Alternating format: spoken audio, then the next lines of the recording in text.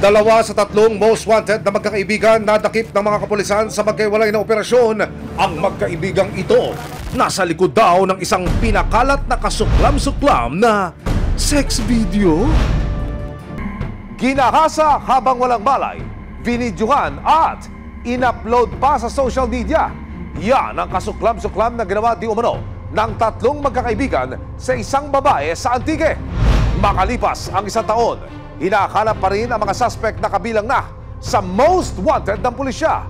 Mga sir, awat na sa tila pakikipagtaguan sa mga alagad ng batas.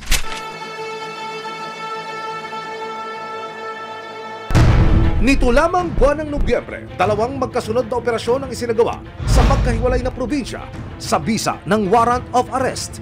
Pinaghahanap ng Eastern Police District o EPD ang isang lalaki na kabilang daw sa most wanted.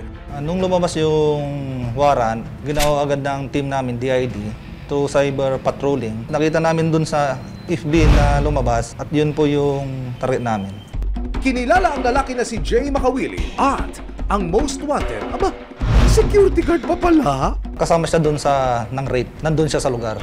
Ginawan tapos yung isang kasama na yan, yun nga, ginalaw niya yung victim. Ayon sa impormasyon na nakalap ng mga pulis, sangkot daw si Makawili sa isang sex video na pinakalat sa social media. Galing Antique, nagtago raw sa Laguna si Makawili nang matunugang may kasong isinampa laban sa kanya. Malulukit yung security agency sa Las Piñas. May nakabanggit na nailipat siya ng agency. Pinagjujutihan niya sa Cabuyao, Laguna. Pero makalipas ang halos isang taon na paghagilap sa kanya, November 8, 2024, nagtungo ang EPD sa Cabuyao, Laguna upang mahuli na ang CQ sa bisa ng warrant of arrest. Yung isang sasakyan, yun yung sasakyan ng agency nila. Tapos, ang ano namin doon, pagpasok sa sasakyan, saka namin siya huliin para hindi na siya makatakbo. Ayun siya, bro.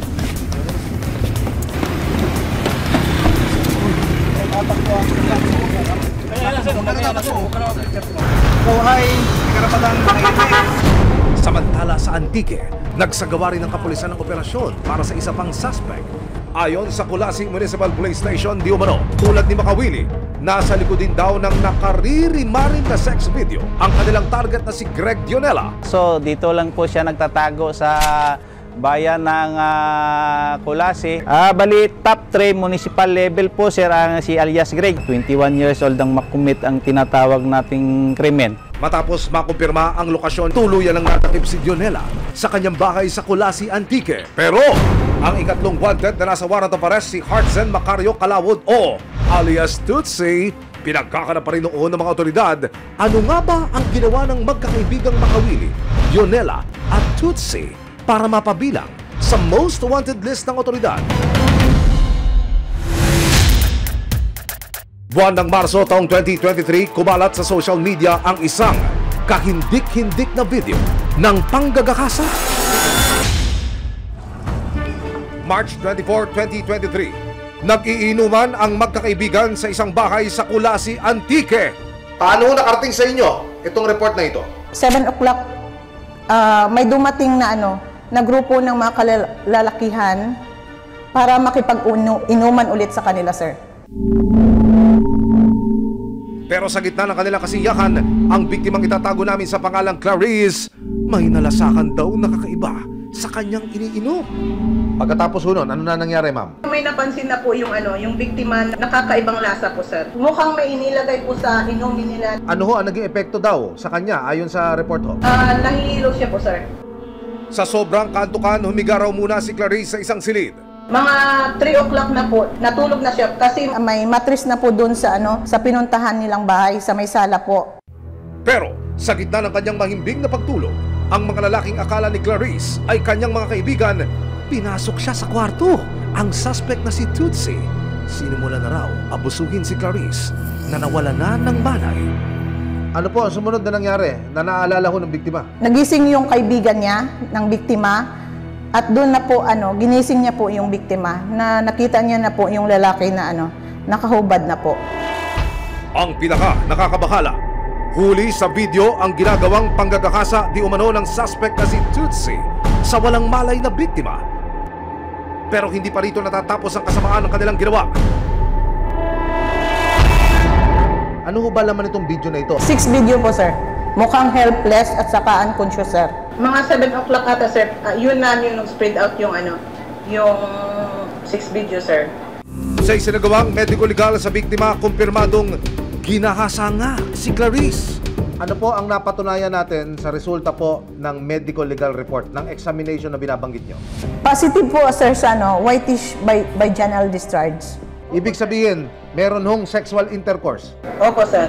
hanggang sa mag-report na yung biktima sa inyo. Kaya ako nagsagawa na kayo ng follow-up operation. Hindi po namin nakita yung suspect, Okay. sir. Nag-conduct po ng hot pursuit pero wala talaga, sir.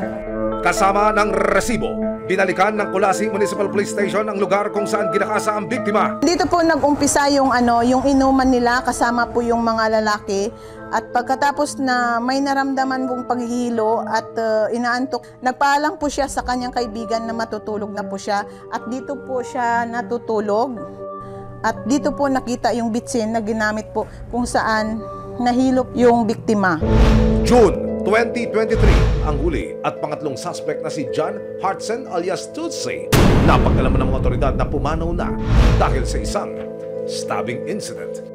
Pero sa matagumpay na pag-aresto kanila Junela at Makawili, umaasa ang kapulisan ng EPD at Antique na magsilbi itong leksyon na kailan may walang lugar sa lipunan ang ganitong gawain. Dito sa EPD, very active yung ating Women's and Children Division. Hindi lamang binibigyan natin ng mga awareness tungkol sa mga how to avoid yung ganitong krimen. Kasalukuyang nasa kustodiya ng Pasig City Jail si Makawili, habang nasa custodial facility ng Kulasi Municipal Police Station naman si Jonella. Sinubukan ng resibo na makapanayam ang dalawa, pero sa korte na lang po sila magpapaliwanag. Nakaharap sila ngayon sa kasong rape. Yung main talaga na ng rape, namatay na po yun. Pero yung dalawa, sir, nanonood lang po yun, sir. Pareho rin ba ng kasong isinampa doon sa namatay tsaka dito sa dalawang nanonood? Yes, sir. Kasi po, dapat po, tinulungan niya po yung inawat niya po yung suspect para para hindi na po matuloy yung rape. Pero pinabayaan po rin nila, sir. Kung mapapatuloy ang nagkasala, naghihintay sa kanila ang reklusyon perpetua o habang buhay na pagkakakulong. Maraming salamat sa panonood, mga kapuso. Para masundan ang mga reklamong nasolusyonan ng resibo, mag-subscribe lamang sa GMA Public Affairs YouTube channel